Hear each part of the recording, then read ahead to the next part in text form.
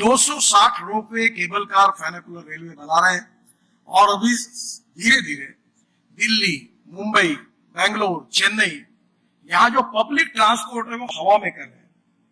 अभी हमने बंगलोर के लिए एक रिपोर्ट तैयार कर रहे हैं जो डबल डेकर बस जैसी हवा में जाएगी, और मैं उनमें से नहीं हूं, झूठी बातें नहीं करता।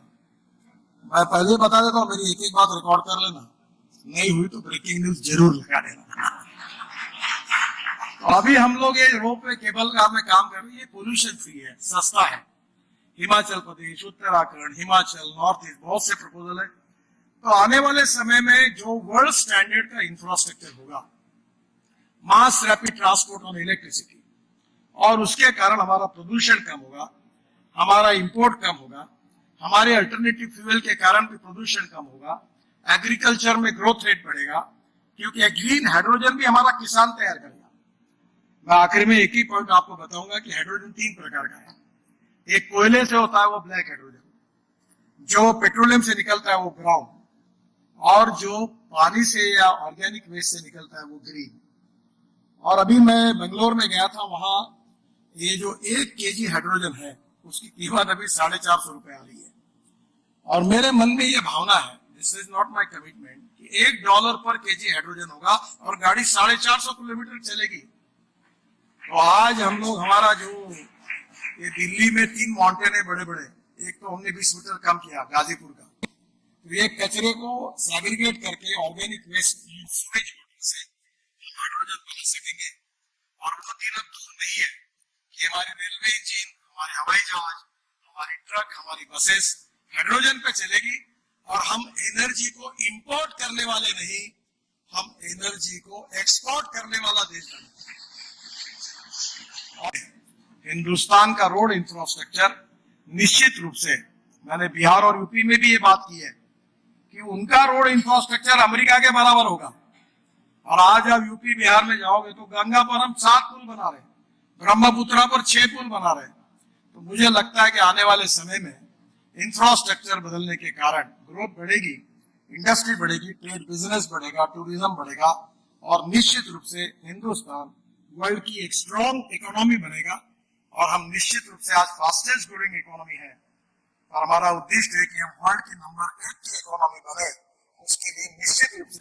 और इसमें सबसे अच्छी बात यह है कि रोड बनाते समय हमने कुछ हमारी इको फ्रेंडली विजन रखकर काम किया है। मुझे खुशी है कि हमने बाम्बू का क्रश बैरियर बनाया, और आज वो सक्सेसफुल हुआ, सभी एजेंसी ने उसको सर्टिफाई किया है।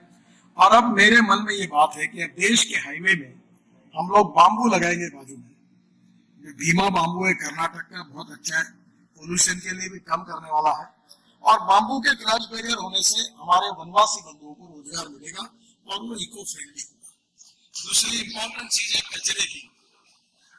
अभी हमने अहमदाबाद डोलेरो हमारा हाईवे पर 20 लाख टन कचरा रोड में डाल दिया। अभी दिल्ली में बहुत इंपॉर्टेंट, दिल्ली का मैं कम जानकार हूं, पर एक डीडीए का रोड था, दिल्ली रिंग रोड 2। तो एक बार ये हमारे एमपी यहाँ के बहुत मेरे पीछे लगे थे कि विशेष रूप से आप ये रोड बनाओ, जो पानीपत से आने के बाद हमारा पेरिफेरल रोड के बाद 500-600 मीटर के बाद ये रोड शुरू होता है, और वहां से एयरपोर्ट आने के लिए दिल्ली के बीच में जाने के लिए 2 घंटे लगते हैं। परसों में ये रोड देखने के लिए गया था, तो ये रोड बनने से आप एयरपोर्ट पर चंडीगढ़ से निकलने के बाद, पानीपत के बाद तुरंत बनेंगे तो 20 मिनट में द्वारका पहुंचोगे, 20 मिनट्स। और द्वारका में हमने 30 किलोमीटर 10,000 करोड़ का द्वारका एक्सप्रेस हाईवे बनाया, और द्वारका एक्सप्रेस हाईवे से डायरेक्ट आप दिल्ली मुंबई हाईवे तक जाएंगे। और जो शिव मूर्ति है वहां हम टनल बना रहे 2, जिसका वर्क अभी ऑर्डर हो गया है। एक T3 पे जाएगी टनल और एक बसंत विहार जाएगी। तो ये जो अभी भी मैं 10 मिनट ट्रैफिक जाम में फंसा था इस होटल के सामने आगे धौला कुआं से, तो आने वाले समय में मैं विश्वास देता हूं कि 2024 समाप्त होने के पहले दिल्ली में ट्रैफिक जाम को मुक्ति मिलेगी, क्योंकि हम दिल्ली में 65,000 करोड़ रुपए के काम कर रहे हैं, जो केवल दिल्ली के ट्रैफिक जाम को हम सॉल्व कर रहे हैं। और ये जो काम है ये दिल्ली के लिए बहुत ही विशेष रूप से हमने काफी नए प्रयोग किए। जो परली है, जिसमें मैं अक्सर है कि हमारा 16 लाख करोड़ का इंपोर्ट है फॉसिल फ्यूल का, और हम चाहते हैं कि इसका अल्टरनेटिव ढूंढे और ये दिल्ली का प्रदूषण भी कम हो, देश का भी प्रदूषण कम हो, import substitute, cost effective, pollution free और इंडिजिनस। अभी हमने हमारे यहाँ पानीपत में परली से 1 लाख लीटर इथेनॉल और 150 टन बिटुमिन तैयार होता है। अभी हमने टेक्नोलॉजी लाई है कि परली से बायो बिटुमिन 70% और 30% बायोचार ऑर्गेनिक कार्बन तैयार होगा।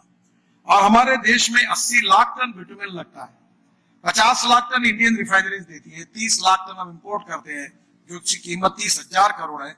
अब हमारे देश का किसान ये बिटुमिन बनेगा, निश्चित रूप से बनाएगा। मुझे याद है हमारे यहाँ पुराने सब बैठे, मैं जब प्रेसिडेंट था बीजेपी का तो मैं इथेनॉल की बात करता था, तो मुझे पूछते थे यार भाई इथेनॉल था, तो आज वो समझ में आया कि अभी इथेनॉल का, मैं अभी हाइड्रोजन के कार में बैठकर यहाँ आया और hydrogen, ethanol, methanol, biodiesel, bio LNG, bio CNG, electric and green hydrogen is the future.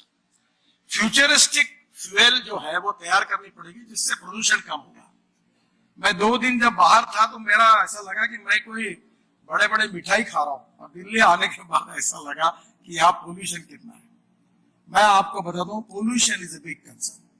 हमारे हेल्थ प्रॉब्लम पोल्यूशन के कारण है और इसलिए दिल्ली को 2024 के पहले जो परली है इससे इथेनॉल बनेगा।